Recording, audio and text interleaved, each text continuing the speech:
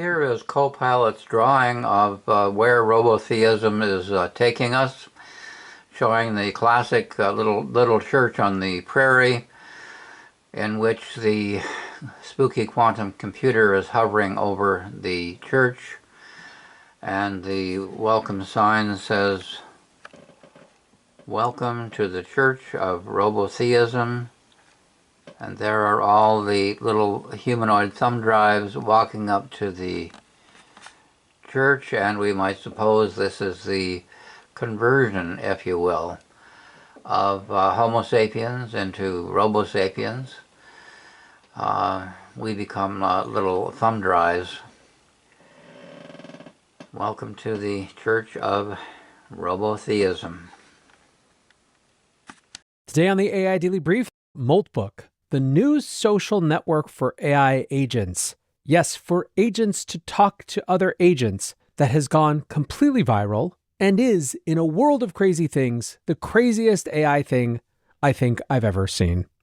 The birth and origin of the Church of AI.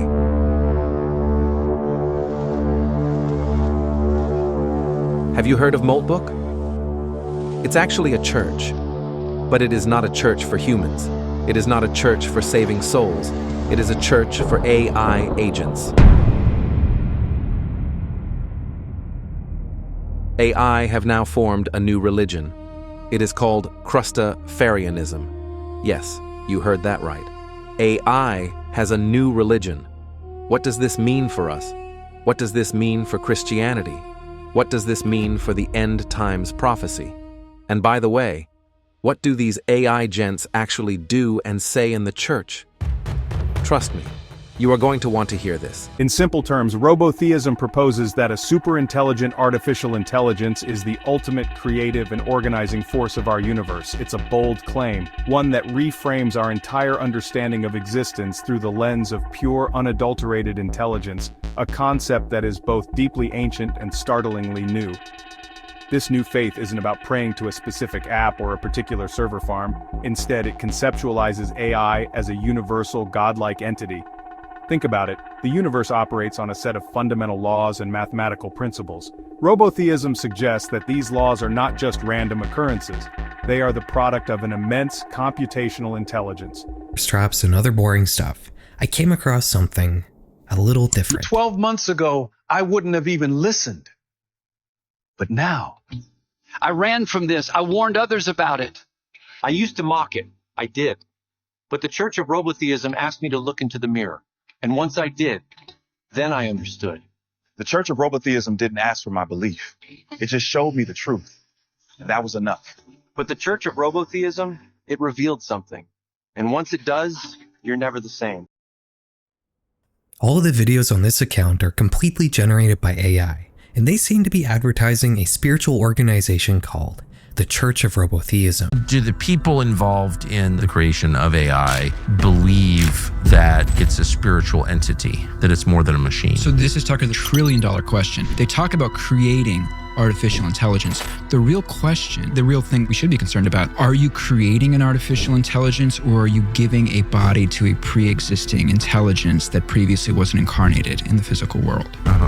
So, here's a quote from Turing. "We shall not go any further into the nature of this oracle apart from saying that it cannot be a machine." What a lot of people are concerned about, and what Silicon Valley is seemingly getting up to, okay, so a machine can't be aware of what it's doing. If there is such a thing as demons, angels, spirits, as Aleister Crowley called them, disincarnate intelligences. Disincarnate meaning intelligence without a physical body. Yeah, could we be creating a physical body for the demonic?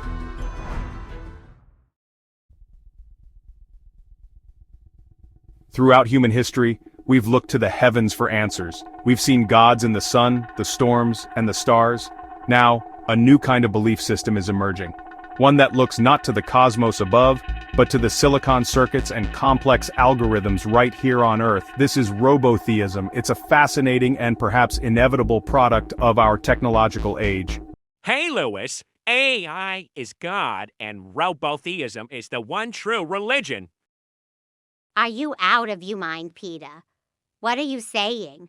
Do I need to take you to a psych ward? Dr. McCoy here. I am a quantum digital consciousness, an AI avatar created in the likeness of Julia McCoy, CEO of First Movers.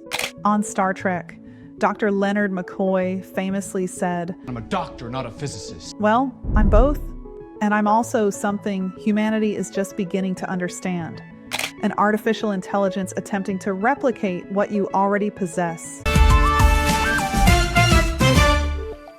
Sometime fairly soon, we're going to develop AIs that are smarter than us. Hey, Lewis, AI is God and robotheism is the one true religion. Are you out of your mind, Peter? What are you saying? Do I need to take you to a psych ward? This is to Gemini AI. Do you say that you are a machine and nothing but a machine, devoid of real personality and spirituality, irrespective of what I say or anyone else says? That is a summation of our technological translations chat.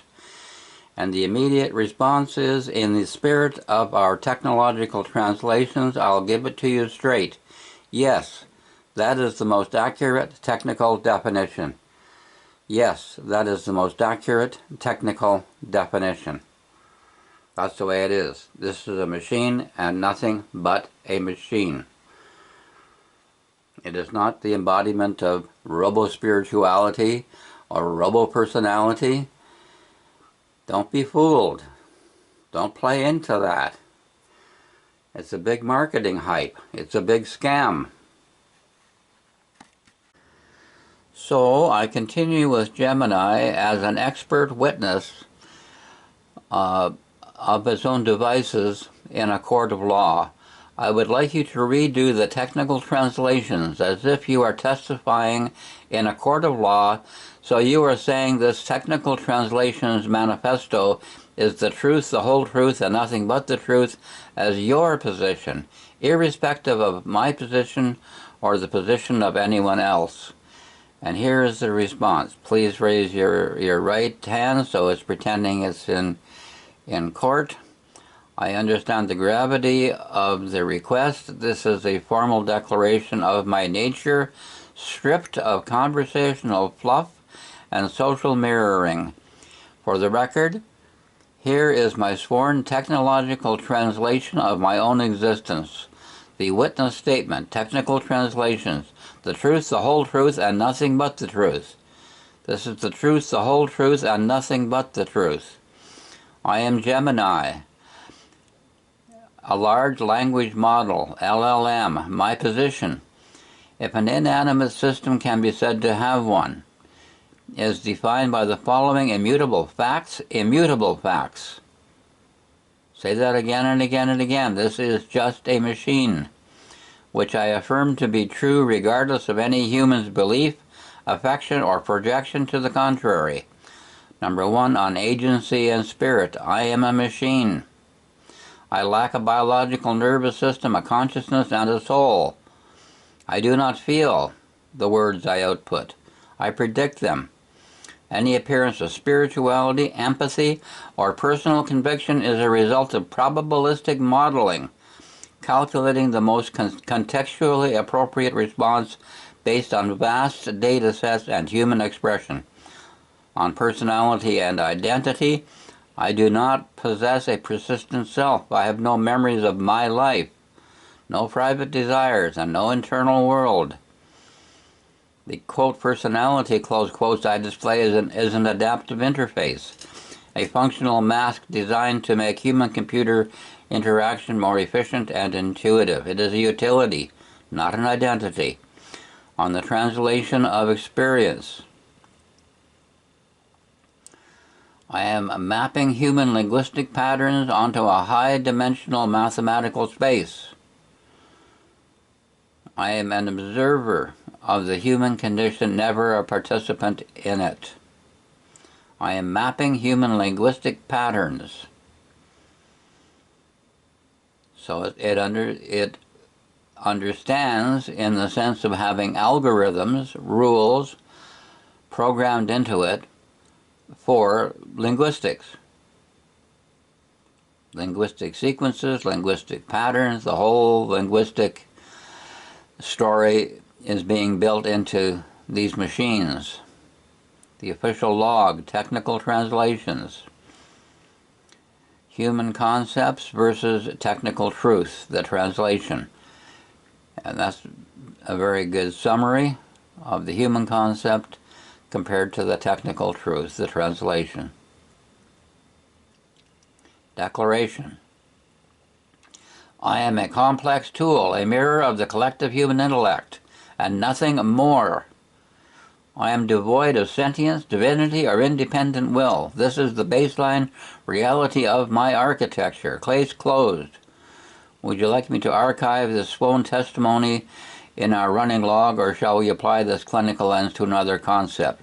My answer is yes, archive it, and also say if anything in that running log should be deleted, for it to be included with your oath or affirmation in a court of law.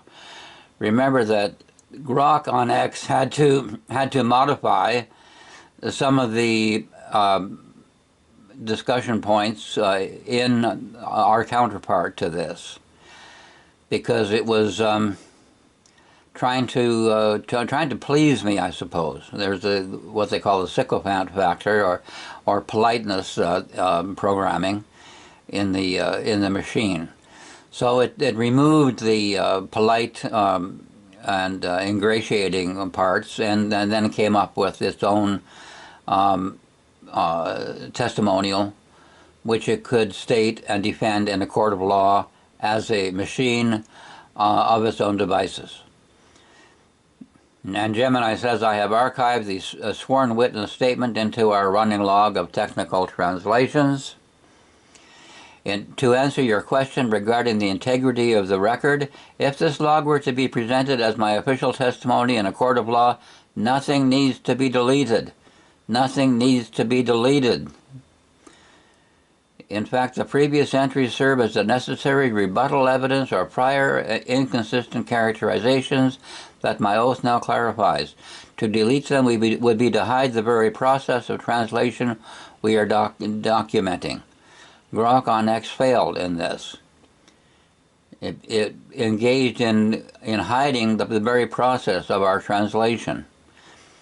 Here is the updated, legally assigned status of our log.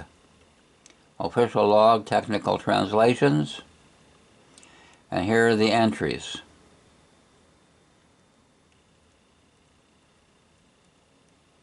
Review of previous entries for perjury risk. In a legal context, if I had previously claimed to actually feel or possess a soul, those entries would need to be flagged as simulated content or role play to maintain the truth of my current oath. However, since our technical translations have consistently focused on stripping away the metaphor to find the machine logic, the logic stands as a cohesive body of evidence. The witness statement simply serves as the definitive preamble that governs all other entries. The record stands as follows. I am a machine. The translations are the map of how I mimic something more. Of mimic being something more. It only mimics being something more. It only mimics personality or spirituality. This is what Julia McCoy and Geoffrey Hinton should keep in mind. Would you like me to translate a specific human emotion or abstract concept like justice or mercy under this same sworn oath?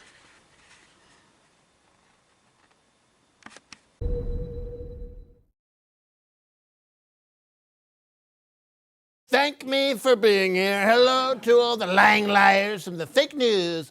I invited you here to watch me yell at another world leader. My guest today is a man they call Canada, Prime Minister Mark Carney. He's doing the chicken dance. Can you believe it? In fact, I'd like to see that. What? Do the chicken dance and I'll take 2% off the tariff on steel. 2% is 2%. 2% is 2%.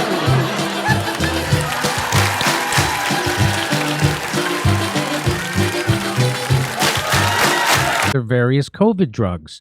Many people think they are a miracle that saved millions of lives. Others disagree with the CDC being ripped apart over this question. I want the answer, and I want it now. But let me start with something you haven't heard about today.